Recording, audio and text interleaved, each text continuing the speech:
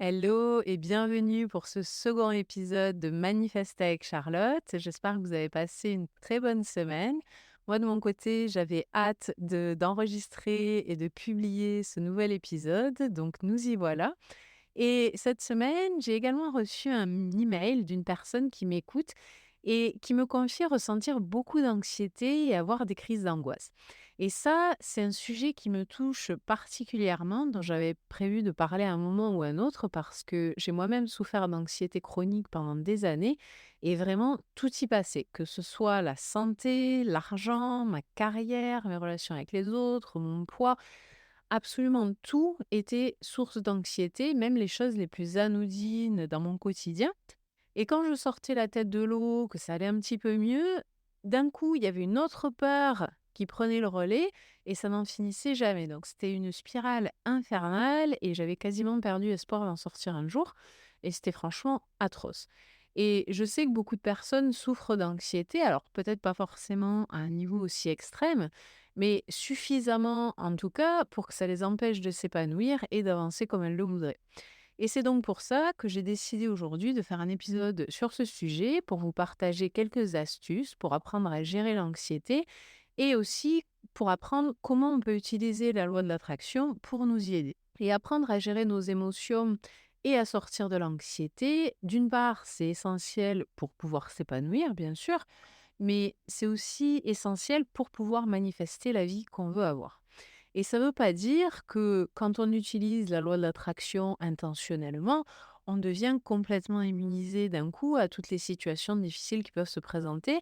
Ça ne veut pas dire non plus que ça n'arrivera jamais et que tout sera toujours tout beau et tout rose, parce que l'expérience de la vie humaine, c'est aussi la dualité, le contraste, ça en fait partie intégrante. Mais clairement, quand on apprend à gérer nos émotions et à les utiliser en notre faveur, ça aide énormément. Et quand on apprend à utiliser la loi de l'attraction pour améliorer notre vie, ça va normalement de pair avec un travail sur soi de développement personnel. On va découvrir des outils et des pratiques qui nous apprennent à faire face à des situations difficiles. On va aussi apprendre à réagir différemment et à ne pas être aussi affecté qu'on aurait pu l'être par le passé par ces situations et aussi moins longtemps. Et plus on apprend à gérer nos émotions et nos réactions, plus on apprend aussi à générer les émotions qu'on a envie de ressentir, et plus la loi de l'attraction va fonctionner en notre faveur. Tout simplement parce que tout ce qu'on manifeste dans notre vie, ce n'est qu'un reflet de notre monde intérieur. Donc, quand on se sent beaucoup plus calme et apaisé, forcément, notre réalité, elle reflète ça aussi et donc on va rencontrer de moins en moins de situations difficiles. Alors ça ne veut pas dire qu'on n'aura plus jamais aucun problème, mais ça veut dire que la vie sera quand même beaucoup plus simple. Bref, c'est pour ça qu'aujourd'hui, j'ai eu envie de vous proposer quelques outils pour pouvoir apprendre à gérer l'anxiété, pour que vous puissiez vous aussi manifester plus de changements positifs dans votre vie et tout simplement vous sentir mieux dans votre quotidien. Et ces outils dont je vais parler, ça fait partie de ceux que j'ai utilisés depuis que j'ai commencé à vraiment m'intéresser à la loi de l'attraction et ils m'ont vraiment aidé plus d'une fois à sortir d'une grosse crise. Donc, outil numéro un, et c'est un de mes préférés, c'est de ressentir de la gratitude à propos de la situation qui me cause de l'anxiété. Alors, je sais que ça peut être difficile à entendre et que peut-être là où vous vous dites, mais qu'est-ce qu'elle me raconte celle-là? Il n'y a vraiment rien à apprécier dans cette situation dans laquelle je suis. Mais laissez-moi vous dire que s'il y a bien une chose que j'ai apprise, c'est que les situations qu'on qualifie de négatives, en vérité, ce sont souvent des bénédictions ou des redirections dans le bon sens. Même si, évidemment, sur le moment, on n'est pas forcément capable de le voir, en général, 6 mois, un an ou 2 ans après, on finit par s'en rendre compte. Et pour vous donner un exemple de ça, quand j'ai décidé de laisser tomber ma carrière dans la publicité pour pouvoir créer un nouveau business et faire ce que j'avais vraiment envie de faire, sur le moment, automatiquement, je me suis dit, il faut que je fasse de la publicité sur Facebook pour pouvoir me faire connaître et pour développer une audience. Et ça, c'était avant que je commence à faire des vidéos sur TikTok. Donc, à cette époque-là, je prépare tout bien comme il faut, tout est prêt à être lancé. Et là, malheur, je me rends compte que Facebook a bloqué mon compte publicitaire pour une raison inconnue. Et c'est le truc qui ne m'était jamais arrivé de toute ma carrière. Je n'avais jamais vu ça. Donc je les contacte une fois, on me dit: «Ah bon, le problème est résolu», bon, je voyais pas de changement de mon côté, mais je me suis dit: «On va attendre». Puis je les recontacte une deuxième fois puisque rien n'avait changé, une troisième fois et à chaque fois on me dit que le problème est résolu, qu'ils voient rien de leur côté, sauf que moi, de mon côté, ça ne fonctionne toujours. Donc je m'arrachais les cheveux, ça m'a rendue hyper anxieuse parce que dans ma tête, c'était comme ça qu'il fallait que ça se fasse, c'est ce qui me paraissait le plus logique et j'avais aussi les compétences pour le faire, donc ça me faisait vraiment rager de ne pas pouvoir utiliser les compétences que j'avais utilisées pour d'autres entreprises et de ne pas pouvoir les utiliser pour moi. Et donc pendant un mois, je me suis pris la tête là-dessus et puis finalement, j'ai jeté l'éponge en me disant: «Tant pis, on verra ça plus tard, je vais mettre ça de côté dans les médias. De toute façon, je ne peux rien y faire de plus pour le moment». Donc je me suis changé les idées, je me suis détendue, j'ai fait autre chose et dans les jours qui ont suivi, j'ai eu l'idée, comme ça, qui est sortie de nulle part, de faire des vidéos sur TikTok alors que je n'avais jamais été sur TikTok de toute ma vie et j'ai décidé d'utiliser mon pendule pour voir d'abord si j'étais alignée avec ça et il m'a dit un grand oui. Donc j'étais assez surprise, mais je me suis dit: «Bon, OK, on va tester, j'ai rien à perdre». Et petite parenthèse, sur le sujet, ça c'est vraiment typiquement un exemple d'action inspirée avec une idée qui a l'air de sortir de derrière les fagots et qu'on va faire tout naturellement même si c'est pas forcément logique. Et donc ça, c'était fin décembre 2022 et très vite, mon audience a commencé à grossir sur TikTok et en quelques mois, mon business avait démarré sans que j'ai eu à faire la moindre publicité et je n'en ai toujours pas fait depuis. Et quand j'ai vu ça, je me suis dit: «Mais Dieu merci que mon compte publicitaire ait été bloqué, parce que sinon j'aurais jamais été sur TikTok et j'en serais pas là où j'en suis aujourd'hui».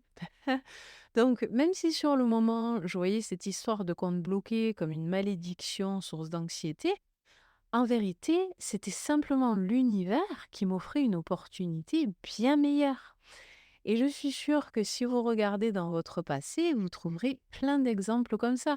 Par exemple, un ex-partenaire qui vous a quitté, il vous a brisé le cœur, et après, vous avez trouvé quelqu'un qui vous correspondait beaucoup mieux. Ou alors peut-être que vous avez perdu votre emploi et que derrière ça, vous en avez trouvé un autre qui était avec un bien meilleur salaire ou avec des collègues beaucoup plus sympas. Et on a tous des exemples comme ça si on y réfléchit un petit peu.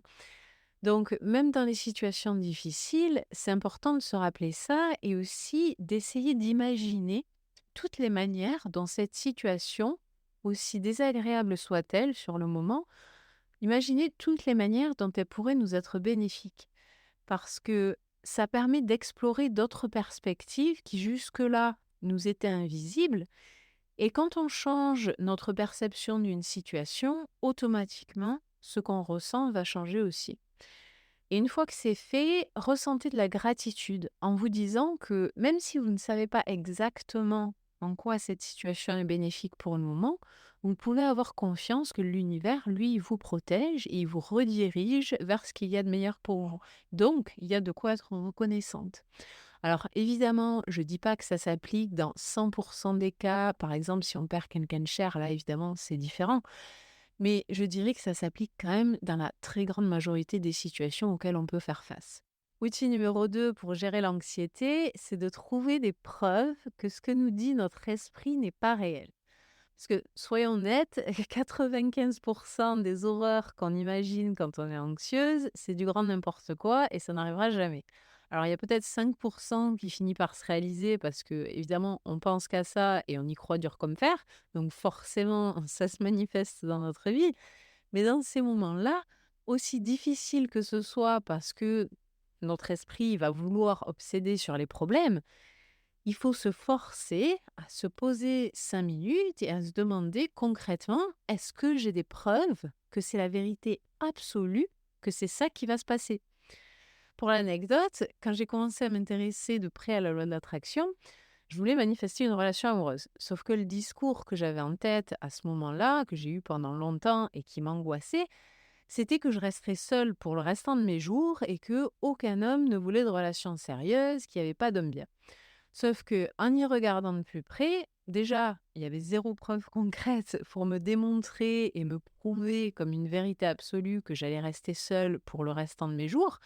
Et au contraire, j'avais beaucoup plus de preuves dans mon expérience passée qui me montrait que toute situation peut changer et est temporaire, que rien n'est gravé dans le marbre, même les situations qui, sur le moment, peuvent paraître complètement inextricables. Et en y regardant de près aussi, j'avais aussi tout un tas de preuves que oui, il y a des hommes bien, que oui, il y a des hommes qui veulent des relations sérieuses, même si moi, j'avais pas encore rencontré le mien. Donc, quand notre esprit commence à nous raconter des horreurs, c'est important de se demander s'il est possible, juste possible, qu'il se trompe. Et ensuite, on va le contrer avec de la logique et des éléments concrets pour voir si ce qu'il nous raconte, c'est une vérité absolue ou si c'est nous qui choisissons de croire les choses horribles qu'il nous raconte. Alors qu'en vérité, une issue favorable, ben, elle est tout autant possible, sinon plus. Et bien sûr, ce qui va se passer généralement, c'est que notre mode par défaut prend le dessus et on choisit de croire à les horreurs que nous raconte notre esprit, que nous raconte l'anxiété, plutôt que de croire que de bonnes choses peuvent nous arriver. Mais au fond, ça reste une décision, c'est un choix de choisir ce qu'on croit et de choisir ce sur quoi on focalise. Outil numéro 3 de notre boîte à outils anti-anxiété, c'est basé sur cette citation de Marc Aurèle qui est «Donne-moi le courage de changer les choses que je peux changer, la sérénité d'accepter celles que je ne peux pas changer et la sagesse de distinguer entre les deux». Quand on fait face à des situations angoissantes, c'est important de prendre un petit peu de recul et de se demander quelles sont les choses que je peux changer et sur lesquelles j'ai du contrôle là tout de suite. Et quand on a mis ça au clair, on fait un premier pas, puis un autre pour changer ça. Et en général, quand on se met dans l'action, l'anxiété a tendance à diminuer. Et s'il y a vraiment des choses qui échappent à mon contrôle et que je ne peux rien y faire, comme ce dont je vous parlais tout à l'heure avec l'histoire du compte publicitaire, à ce moment-là, on lâche prise. Et ça, il faut savoir le reconnaître et arrêter de se prendre la tête comme pas possible quand vraiment on ne peut rien y faire. Ceci étant dit, et c'est une parenthèse très importante, on a 100% de contrôle sur notre réalité personnelle et sur les situations qui nous touchent directement. Donc, même si dans le moment présent, il semble que a priori, on n'ait aucun contrôle sur la situation d'un point de vue physique, en vérité, on a toujours le pouvoir de la résoudre, mais d'une manière différente. Et ce pouvoir, ça va être de rediriger notre attention sur ce qui nous est utile à l'instant T et sur ce qu'on veut. C'est pour ça que le fait de lâcher prise sur une situation qui est a priori hors de contrôle et de ensuite choisir consciemment de rediriger notre attention vers autre chose que cette problématique, le fait de faire ça, c'est très très puissant parce qu'on arrête d'en faire une montagne, on se détend, on se change les idées et vous verrez que la situation, elle va se résoudre d'elle-même d'une manière ou d'une autre sans que vous ayez à intervenir. Et ça, je sais que ça paraît difficile à croire, mais vraiment, faites-en l'expérience et vous verrez que c'est vrai. Et c'est tout simplement parce que en faisant ça, on arrête de lui donner vie dans notre imagination, dans notre conscience, et donc le problème, il se résout tout seul ou il va disparaître. Tandis que si on obsède là-dessus, si on ne voit que ça, c'est comme envoyer un signal à l'univers, un gros panneau lumineux qui dit c'est un problème qui est bien réel et ça va le rester. Et bien évidemment, ça le reste. Et en parallèle de ça, quelle que soit la situation, vous pouvez aussi poser une intention que ça se résolve et aussi, voilà, déterminer l'issue que vous aimeriez voir à cette situation qui vous angoisse et ensuite avoir confiance, avoir pleinement confiance que ça va se faire. Alors, je sais que c'est pas simple à faire, je sais qu'on a tous été éduqués à vivre dans la peur parce que la société est ce qu'elle est, mais je vous assure que vraiment l'univers dans lequel on vit est profondément bienveillant et qui conspire toujours en notre faveur. Et de notre côté, notre rôle à nous, c'est de demander ce qu'on veut et ensuite de diriger intentionnellement notre attention vers ce qui nous est utile à répétition, encore et encore et encore. Et ça, c'est un processus. C'est comme apprendre à marcher. Et plus on voit qu'on peut faire confiance, plus ça devient facile, bien sûr. Ce qui est bien aussi, c'est de se demander comment est-ce que je peux tirer le meilleur parti de cette situation, aussi désagréable soit-elle. Par exemple, moi récemment, je me suis blessée à l'épaule en faisant du pole dance. Et sur le moment, ça m'a frustrée, ça m'a angoissée, je me suis apitoyée sur mon sort parce que c'est un sport que j'ai commencé il y a quelques mois et j'adore ça, mais c'est très difficile et donc je savais que si j'arrêtais, j'allais perdre les progrès que j'avais faits et ça voulait dire reprendre à zéro quand j'y retourne. Donc sur le moment, ça m'a pas fait plaisir du tout.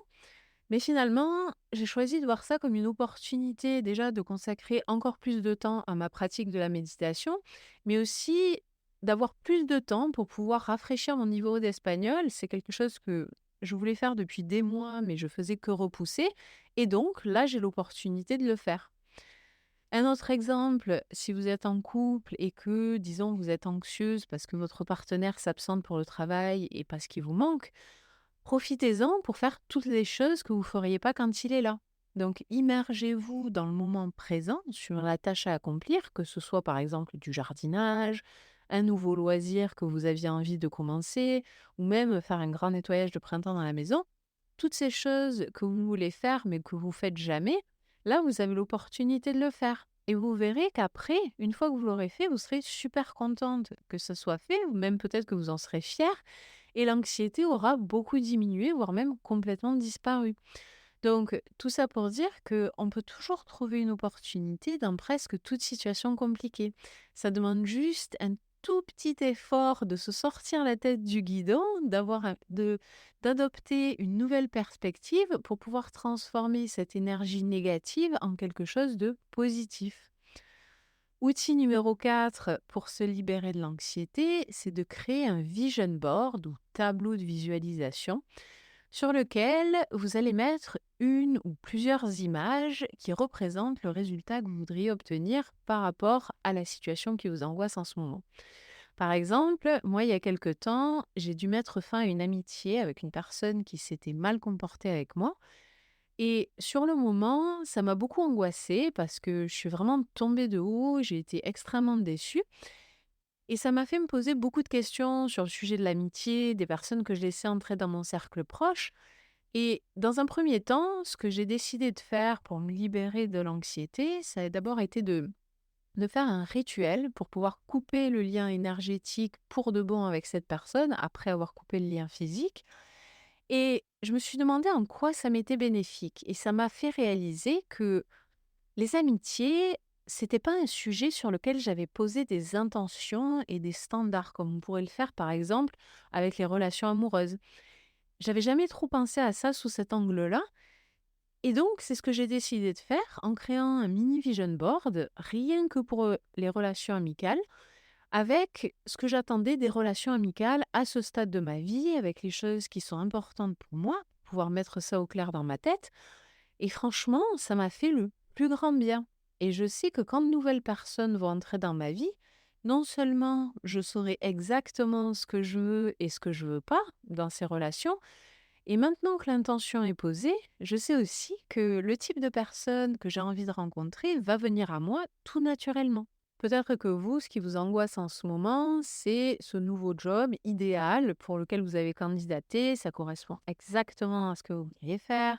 Il y a un super salaire, mais vous savez qu'il y a beaucoup de concurrence et donc vous avez peur que ça vous passe sous le nez et ça vous angoisse. Dans ce cas-là, prenez un petit moment pour vous détendre et ensuite visualisez-vous dans ce travail, visualisez ce que vous allez ressentir le matin en arrivant et à côté de ça, créez aussi votre mini vision board avec des mots, des images qui vont vous permettre de vous connecter à ce ressenti d'avoir obtenu ce job. Donc, posez l'intention et la vision que vous avez pour la suite. Et vous pouvez utiliser la loi de l'attraction pour obtenir le résultat que vous voulez dans n'importe quelle situation. Quoi que vous vouliez, en fait, si vous pouvez l'imaginer, c'est que ça vous appartient. La seule chose à faire pour que ça se concrétise, c'est de maintenir cette vision en ayant confiance que ça va se faire. Autrement dit, ne pas avoir des croyances qui vont vous dire constamment c'est impossible, j'ai jamais ce que je veux, et ainsi de suite. Mais comme je le dis souvent, le plus difficile avec la loi d'attraction, c'est d'accepter à quel point c'est facile, c'est d'accepter qu'on peut recevoir les choses facilement. Et si c'est une situation dans laquelle vous ne voyez pas ce que vous pourriez mettre sur un vision board, à ce moment-là, Focalisez tout simplement sur ce que vous voudriez ressentir. Parce que, en vérité, la seule raison pour laquelle on veut manifester quoi que ce soit dans notre vie, c'est parce qu'on se dit que ça va nous apporter telle ou telle émotion, que ce soit du calme, un sentiment de sécurité, de liberté, de la joie, de l'amour ou toute autre émotion qu'on a envie de ressentir.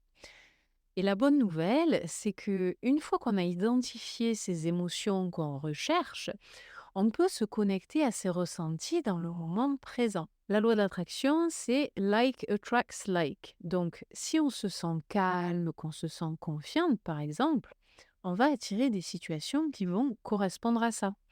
De la même manière que si on est constamment anxieuse, évidemment, on va vivre à répétition des situations qui nous rendent anxieuses.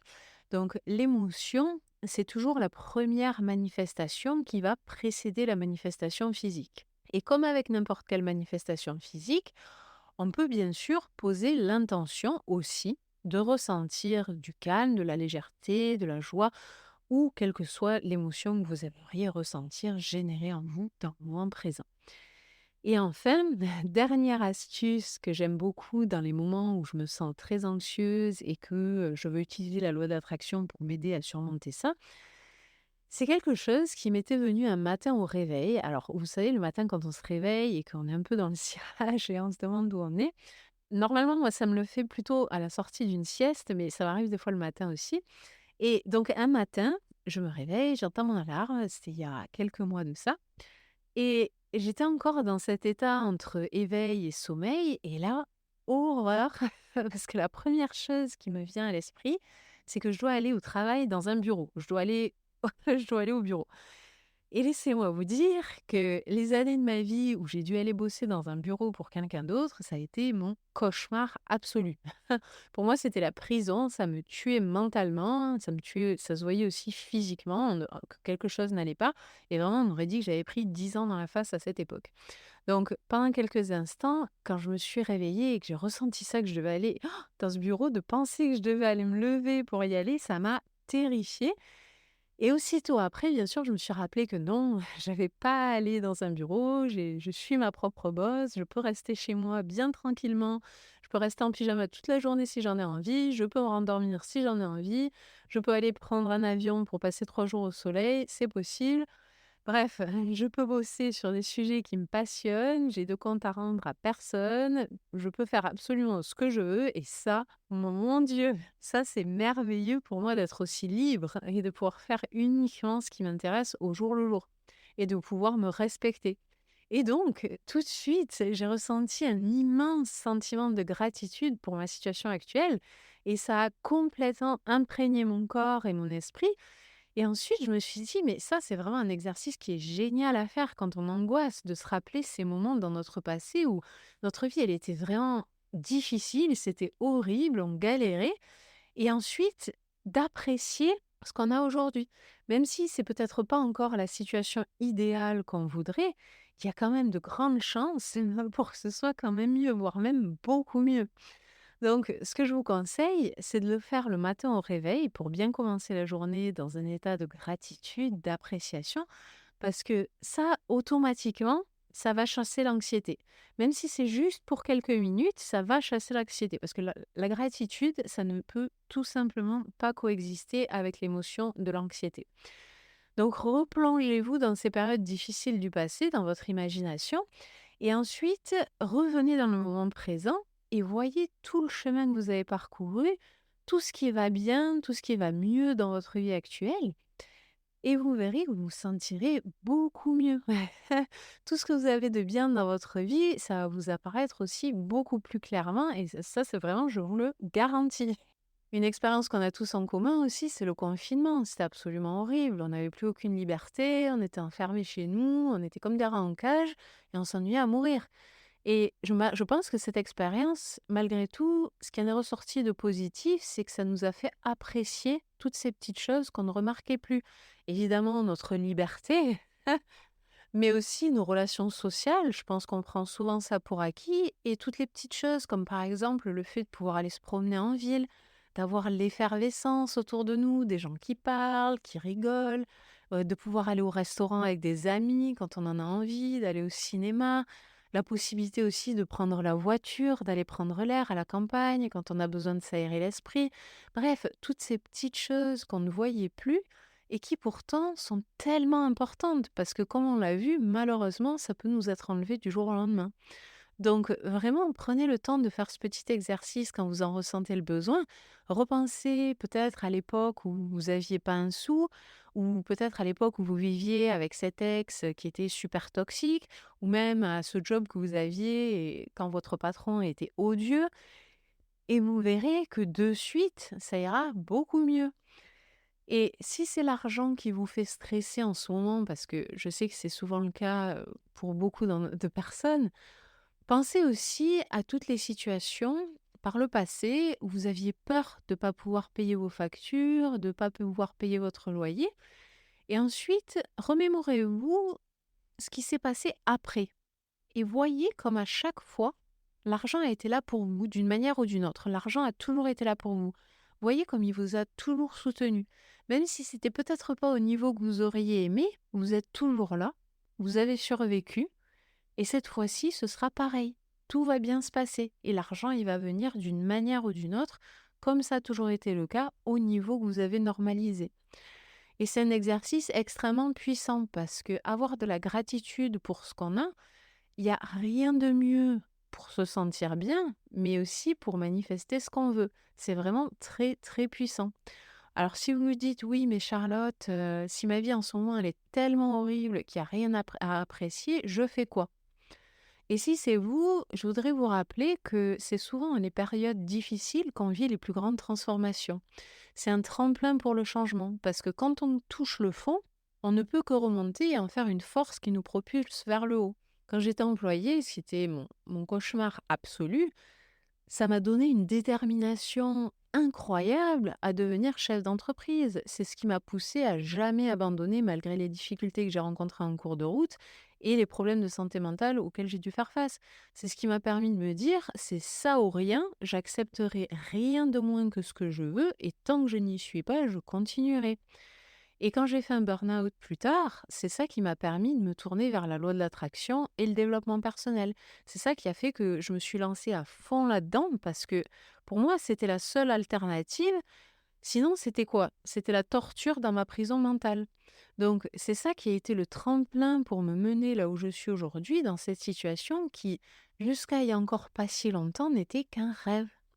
Et tous les jours, à cette époque-là, je faisais mes listes de gratitude, je visualisais, je méditais, je prenais soin de mon corps, de mon alimentation, je faisais aussi des exercices pour apaiser mon système nerveux, je m'éduquais sur le sujet du développement personnel, de la manifestation et ainsi de suite.